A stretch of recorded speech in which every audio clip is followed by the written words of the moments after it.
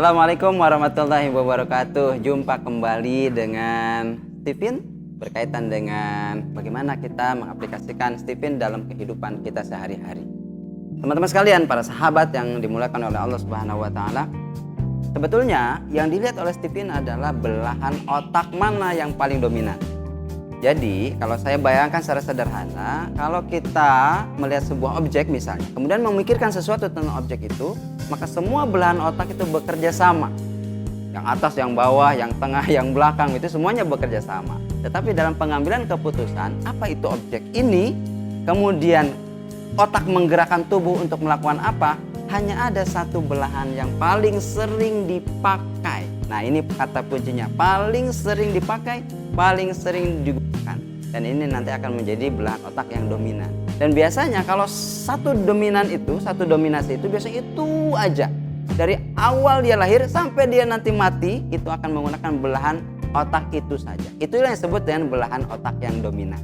Jadi kemarin kita sudah jelaskan tentang perbedaan distintif antara STIF in ini kan. Nah, artinya orang sensing itu belahan otaknya adalah dominannya di tipe sensingnya. Orang thinking di tipe thinkingnya, intuiting dan feeling juga demikian pula dengan insting. Maka kalau kita bisa framing, kita bisa petakan, masing-masing belahan ini berbeda-beda. Otak kiri ada dua, kiri bawah, kiri atas. Kiri bawah adalah dominasi otak sensing. Kiri atas dominasi otak thinking. Belahan otak kanan ada dua juga, bawah dan atas. Otak kanan bawah adalah otak feeling, otak kanan atas adalah otak intuiting. Ada pertanyaan, di mana otak sensing? Dulu para ilmuwan tidak menganggap sensing ini sebagai bagian daripada otak. Jadi bersyukurlah tipe-tipe insting ya, yang kemudian ternyata dengan penemuan Stephen mengungkap, oh ternyata ada belahan otak yang kelima yang menjadi mesin kecerdasan, yaitu insting. Lokasinya di mana? Lokasinya ada di tengah-tengah. Betul-betul di tengah.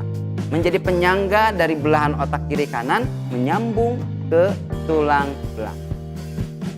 Lalu kemudian pertanyaan selanjutnya, kalau begitu apa sih manfaatnya kita tahu mesin kecerdasan dan dominasi otak ini?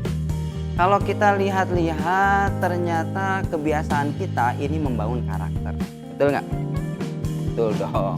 Karakter itu kan dibangun dari kebiasaan yang terus dilakukan ya, kebiasaan dilakukan terus-menerus. Jadi setelah kita tahu, kalau kita tahu ya, di mana itu karakter itu? Karakter adalah kebiasaan yang dilakukan berulang-ulang. Tapi sebelum kebiasaan itu dilakukan, tentu ada otak yang memikirkan sesuatu apa yang harus dilakukan. Jadi otak berpikir, kemudian hasil pikirannya diimplementasikan dalam aksi nyata dilakukan berulang-ulang akan menjadi kebiasaan yang berlanjut lama akan menjadi karakter. So, kita bisa tahu karakter seseorang dengan tahu belahan otak mana yang mendominasi cara kerja dan cara pikirnya. Jadi kalau kita sudah tahu di A tipenya sensing, di B tipenya thinking, kita bisa tahu karakternya. Manfaatnya apa kita tahu karakter? Tentu banyak. Yang pertama misalnya, kita bisa tahu karakter belajar. Untuk aplikasi belajar membantu. Kita bisa tahu karakter kebiasaan sehari-harinya. Untuk kita komunikasi, kita tentu akan sangat bisa dengan cara tahu karakternya. Bisnis, ada bisnis karakter bisnis yang banyak sekali. Ada bisnis yang mengandalkan kecepatan misalnya.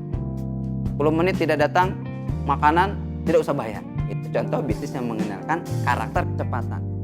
Seperti tentu yang bisa menjalankan karakter bisnis seperti ini. Ini untuk bisnis. Suami istri, ada karakter suami, karakter istri. Tidak cocok karena tidak sama-sama paham bagaimana karakter. Leadership, organisasi, ada yang karyawan tidak tahu karakter bos, atau sebaliknya, bos tidak tahu karakter karyawan. Ada missing link di situ, ada miscommunication di situ. Poinnya satu, karena tidak memahami karakter masing-masing. Dalam sebuah keluarga, bapak dan ibu punya anak 3, karakternya beda-beda, maka treatmentnya pun beda-beda.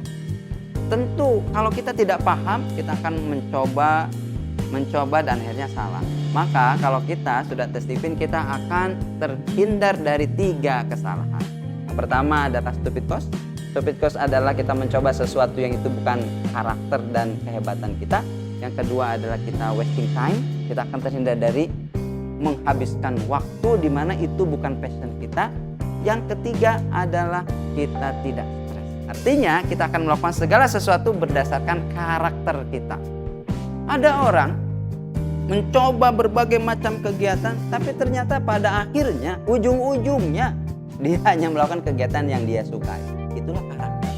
Maka daripada kita mencoba-coba sesuatu, menilai karakter kita yang bukan kesejatiannya, lebih baik kita tahu dulu dengan cara tes Stephen, sehingga kita bisa paham bagaimana cara belajar, bagaimana cara bekerja, cara berorganisasi, cara berpikir, cara membuat bisnis, cara mencari pasangan, dan cara beribadah.